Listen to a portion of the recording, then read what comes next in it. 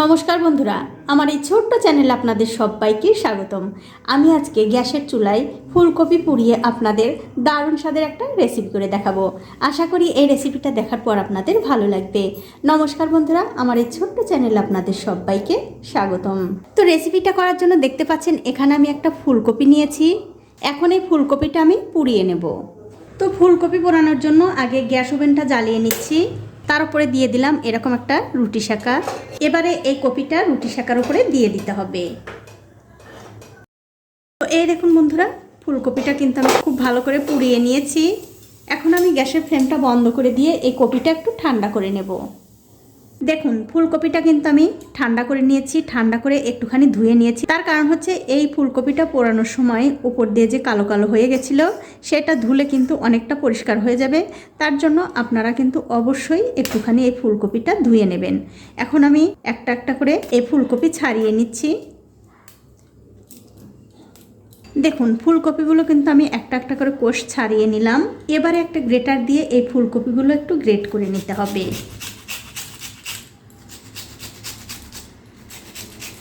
দেখুন ফুলকপিটা কিন্তু আমি খুব ভালো করে গ্রেট করে নিয়েছি। আর বন্ধুরা, ফুলকপিটা যখন আপনারা ধুয়ে নেবেন তারপর কিন্তু অবশ্যই এই ফুলকপি থেকে খুব ভালো করে জল ঝরিয়ে নেবেন।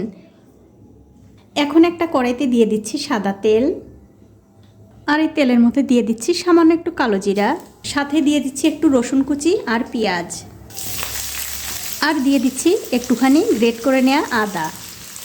সামান্য একটু নুনও দিয়ে দিলাম যাতে করে এই পেঁয়াজটা খুব তাড়াতাড়ি নরম হয়ে যায়। এবার সব কিছু মিশিয়ে এই পেঁয়াজ আদা রসুন ভালো করে ভেজে নিতে হবে। দেখুন পেঁয়াজ রসুন কিন্তু আমি খুব ভালো করে ভেজে নিয়েছি।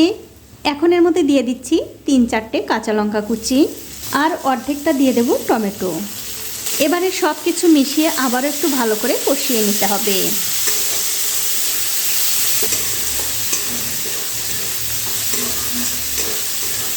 এখন সব কিছু কিন্তু আমি খুব ভালো করে ভেজে নিয়েছি।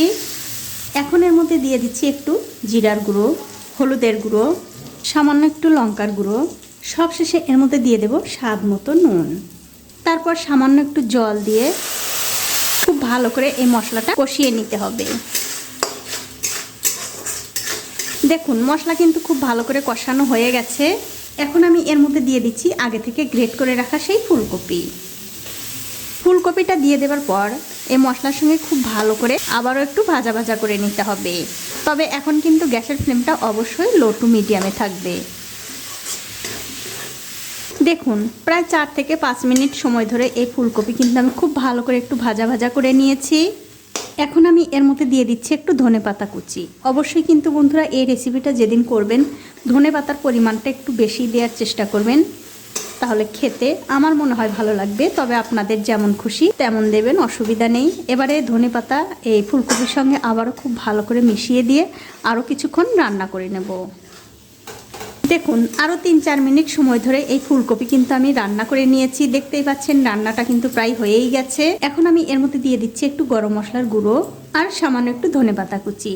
এবারে গরম মশলার গুঁড়ো আর এই ধনেপাতা এই ফুলকপির সঙ্গে মিশিয়ে দিলেই কিন্তু এটা খাবার জন্য একদম রেডি হয়ে যাবে। তো দেখুন বন্ধুরা, ফুলকপি আর ধনেপাতা কিন্তু আমি খুব ভালো করে মিশিয়ে দিলাম। আর এইভাবে ফুলকপির রেসিপিটা করে আপনারা কিন্তু ডিনারে রুটি লুচি পরোটা সব কিছুর সঙ্গে খেতে পারবেন। খেতে কিন্তু ভীষণ ভালো হয়। আবার এইভাবে ফুলকপি রান্না করেও কিন্তু আপনারা ফুলকপির পরোটা বানিয়ে খেতে পারেন। তো বন্ধুরা, আমার আজকের এই ফুলকপির রেসিপিটা আপনাদের কেমন লাগলো? যদি ভালো লেগেই থাকে অবশ্যই একটা লাইক কমেন্ট আর শেয়ার করতে ভুলবেন না।